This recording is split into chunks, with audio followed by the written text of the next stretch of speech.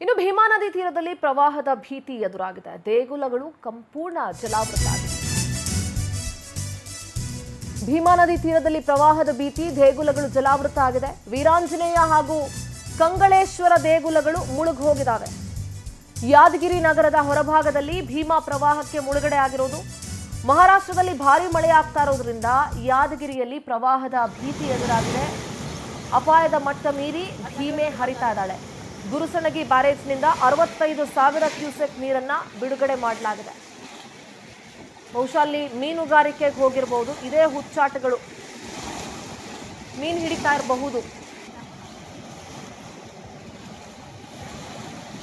ನಮ್ಮ ಯಾದಗಿರಿ ಪ್ರತಿನಿಧಿ ಮಹೇಶ್ ಪ್ರತ್ಯಕ್ಷ ವರದಿಯನ್ನ ಕೊಟ್ಟಿದ್ದಾರೆ, ಬನ್ನಿ ನೋಡಿ.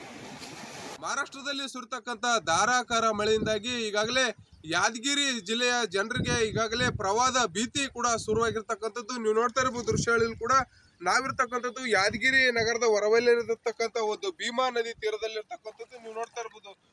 ಈಗಾಗಲೇ ಗುರುಸಣಗಿ ಬ್ರಿಡ್ಜ್ ಕಮ್ ಬ್ಯಾರೇಜ್ ನಿಂದಾಗಿ 16 ಗೇಟ್ಗಳನ್ನು ಕೂಡ ಓಪನ್ ಮಾಡಿದರ ಭಾಗವಾಗಿ ಈಗಾಗಲೇ ಸಂಪೂರ್ಣವಾಗಿ ನದಿ ಪಾತ್ರದಲ್ಲಿ 2 ದೇವಸ್ಥಾನಗಳದ್ದು. ಪ್ರಮುಖ ದೇವಸ್ಥಾನ ಒಂದು ಕಂಗಳೇಶ್ವರ ಮತ್ತು ವೀರಾಂಜನೇಯ ದೇವಸ್ಥಾನ, 2 ದೇವಸ್ಥಾನಗಳು ಸಂಪೂರ್ಣವಾಗಿ ನೀರಿನಲ್ಲಿ ಮುಳುಗಡೆ ಆಗಿರ್ತಕ್ಕಂಥದ್ದು. ಈಗಾಗಲೇ ಬಂದಿರತಕ್ಕಂತ ದೇವಸ್ಥಾನಕ್ಕೆ ಬಂದಿರತಕ್ಕಂತ ಭಕ್ತಾದಿಗಳಿಗೆ ದರ್ಶನ ಪಡೆದುಕೊಳ್ಳಲು ಕೂಡ ಆಗ್ತಾ ಇಲ್ಲ. ಹೀಗಾಗಿ ಇಲ್ಲಿ ಅಂದ್ರೆ ನದಿ ತೀರದಲ್ಲೇ ಕೂಡ ನಿಂತ್ಕೊಂಡು ದೇವರಿಗೆ ನಮಸ್ಕಾರ ಮಾಡುವುದು ಮತ್ತೆ ಇನ್ನಿತರ ಅವರ ಭಕ್ತಿ ಭಾವವನ್ನು ಕೂಡ ಮೆರಿತಾ ಇದ್ದಾರೆ. ಇದು ಏನಂದ್ರೆ ಭಕ್ತರು ಸಾಕಷ್ಟು ನೀರು ಬಂದಿರೋದ್ರಿಂದಾಗಿ ಏನಂದ್ರೆ ನಾವು ದಡದಲ್ಲಿ ನಿಂತ್ಕೊಂಡು ದರ್ಶನ ಪಡೆದು ಇಲ್ಲೇ ಕೈ ಮುಗಿದು ಕೂಡ ನಾವು ಹೋಗ್ತಾ ಇದೀವಿ ಅಂತ ಕೂಡ ಹೇಳಿರ್ತಕ್ಕಂಥದ್ದು. ಮಹೇಶ್ ಪೌಟಿ ನ್ಯೂಸ್, ಯಾದಗಿರಿ.